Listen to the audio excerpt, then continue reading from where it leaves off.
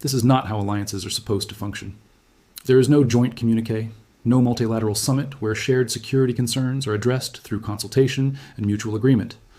What is happening instead is the delivery of an ultimatum, framed in the language of partnership, but structured as coercion, and the country delivering it has miscalculated badly what the response will be. According to multiple sources familiar with diplomatic exchanges that occurred in early 2025, the United States ambassador to Canada delivered a message to senior Canadian defense officials that linked Canada's fighter aircraft procurement decisions directly to the future of NORAD, the North American Aerospace Defense Command that has formed the backbone of continental air defense for over 6 decades. The message was clear. Full commitment to the F-35 program is not optional. It is the price of continued security cooperation. The framing was deliberate. NORAD is not just a military arrangement. It is a symbol of the integrated defense relationship that has defined Canada-United States security cooperation since the Cold War. The suggestion that NORAD's future could be contingent on Canadian procurement decisions is not a technical position. It is a threat. And threats, even between allies, create reactions that the threatening party does not always anticipate. Most people think this is about aircraft specifications. They are missing the structure, the aircraft or the mechanism. The underlying dynamic is about sovereignty, about dependency, and about whether a country with the economic and industrial capacity of Canada will accept being dictated to on matters of national defense. The F-35 is the most expensive weapons program in human history. The total life cycle cost for the United States alone exceeds $1.7 trillion. For partner nations like Canada, participation in the program requires not just the purchase of aircraft, but integration into a supply chain, a maintenance network, and a data-sharing architecture that is entirely controlled by the United States Department of Defense. Canada's commitment to the F-35 program has been contentious for over a decade. The procurement process has survived multiple government changes, budget reviews, and public opposition. Costs have escalated, delivery timelines have slipped.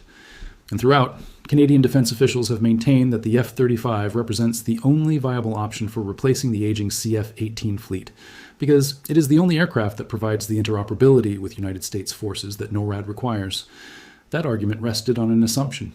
The assumption was that interoperability was a mutual requirement, that the United States needed Canadian participation in continental defense as much as Canada needed American technology.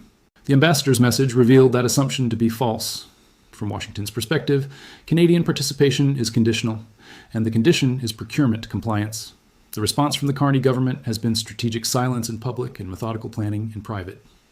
Because what the ambassador's ultimatum revealed is not Canadian weakness, but American dependency on a procurement model that is becoming politically unsustainable in partner nations. The F-35 program requires participating countries to surrender operational sovereignty in exchange for access to advanced technology. The aircraft's software is controlled by Lockheed Martin and the United States military. Updates, modifications, and integration of weapon systems all require American approval. The maintenance network is structured so that major overhauls must be conducted at facilities in the United States or at partner facilities operating under American technical oversight. And the data generated by F-35 operations, flight patterns, sensor readings, maintenance logs, flows back to American defense contractors and American intelligence agencies through architecture that partner nations cannot access independently.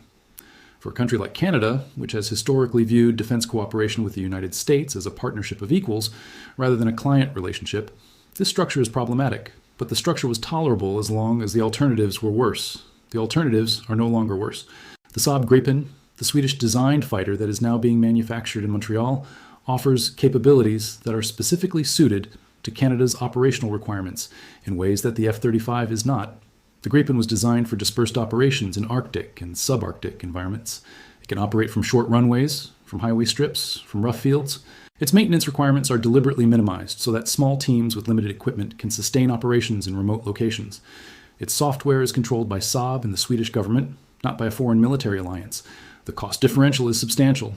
A Gripen costs approximately $60 million per unit.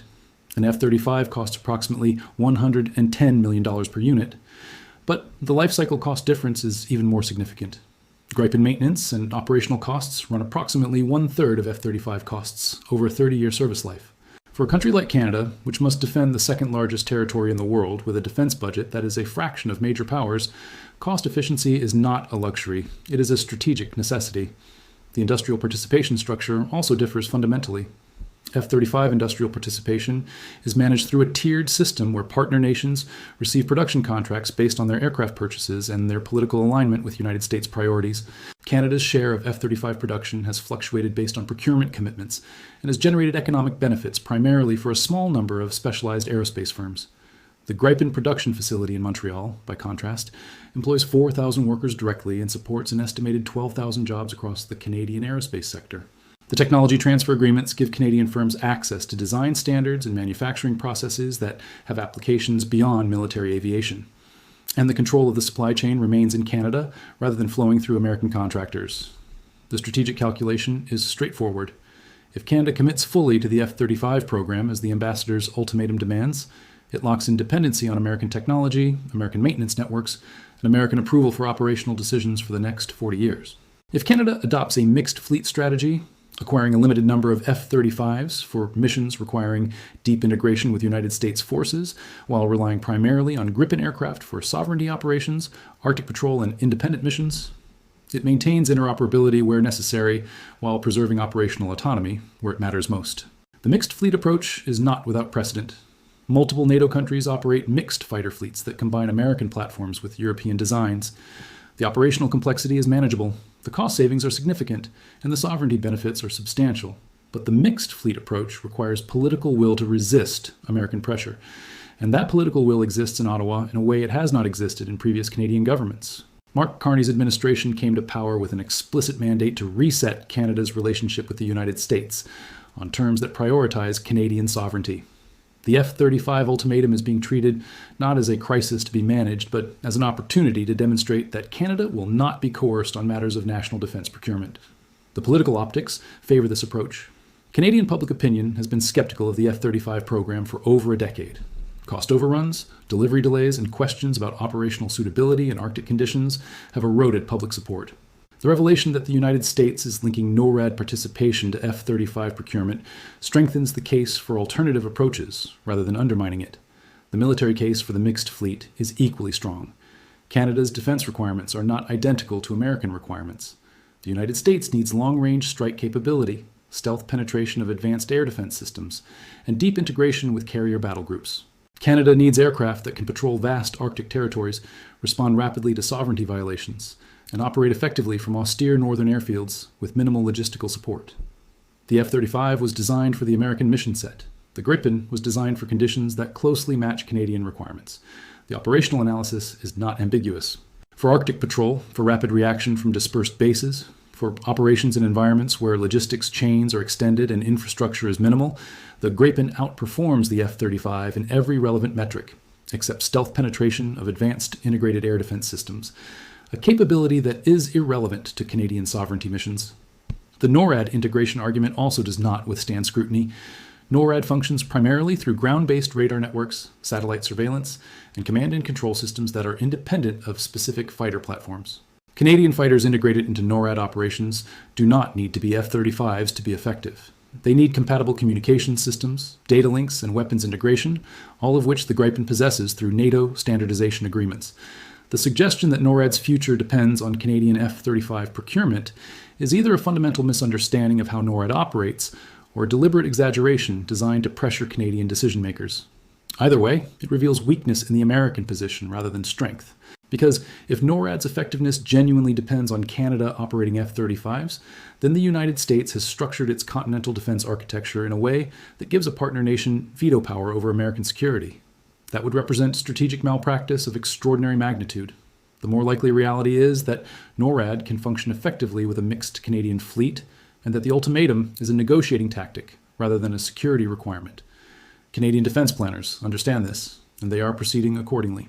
The procurement timeline that is emerging from Department of National Defense assessments includes an initial order of 18 F-35s to maintain interoperability for missions requiring integration with American forces, combined with a primary fleet of 65 Gripen aircraft manufactured in Montreal for sovereignty and patrol operations. The mixed fleet maintains NORAD compatibility while reducing dependency, lowering costs, and supporting Canadian industrial capacity. This is not compromise. This is strategic positioning. Canada maintains the capability to operate alongside American forces when required, while preserving the autonomy to conduct independent operations without American oversight or approval. The American response to this emerging procurement strategy will be revealing. If Washington accepts that Canada has legitimate sovereignty interests that justify diversified procurement, the relationship adapts. But if Washington escalates pressure, threatens NORAD participation, or attempts to use economic leverage to force compliance, the relationship fractures in ways that damage American interests as much as Canadian. Because Canada's participation in continental defense is not a favor to the United States. It is a mutual security arrangement where both countries benefit. Canadian radar installations track threats that would otherwise reach American airspace undetected. Canadian aircraft provide northern coverage that American forces cannot replicate without massive increases in deployment and infrastructure costs. Canadian cooperation in NORAD reduces American defense expenditure by billions of dollars annually. If the United States treats that cooperation as something Canada should pay for through procurement dependency, Canada can respond by pricing that cooperation at fair market value. The radar installations, the northern air bases, the coordination with American defense systems, all of this has economic value that Canada has historically provided without compensation because the security benefits were mutual. But if security cooperation is being redefined as an American service that Canada must pay for through F-35 purchases, then Canada can redefine its contributions as services that require compensation. The numbers become significant quickly. Hosting American radar installations on Canadian soil, providing northern airspace access for American aircraft, coordinating air defense operations that protect American cities. The replacement cost, if the United States had to replicate these capabilities independently, would run to tens of billions of dollars. That is leverage. And leverage, once recognized, changes negotiating dynamics. The timing of the ultimatum is particularly poor from an American strategic perspective. The 2026 USMCA review is approaching. Canada is entering that negotiation with more economic leverage than it has possessed in generations. The Arctic strategy, the critical mineral partnerships, the infrastructure investments that create alternatives to American market dependency, all of this positions Canada to negotiate from strength rather than weakness. Adding defense procurement disputes to trade negotiations creates additional pressure points where Canada can respond to American demands with counterpressure. If the United States insists on F-35 compliance, Canada can respond by raising costs on water exports, restricting critical mineral access, or implementing regulatory barriers on American agricultural imports.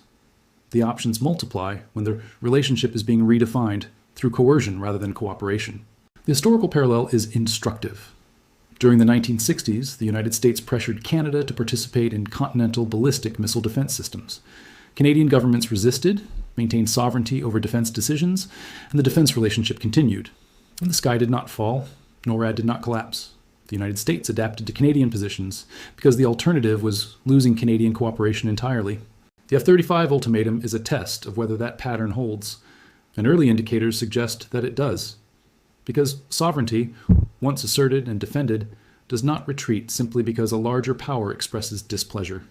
The aircraft that will roll off the Montreal production line over the next decade will be Canadian aircraft, built by Canadian workers, maintained by Canadian technicians, and deployed according to Canadian strategic priorities. Some of those aircraft will be F-35s acquired to maintain specific interoperability requirements, but the majority will be Gripen fighters that Canada controls completely. That is not defiance of the alliance.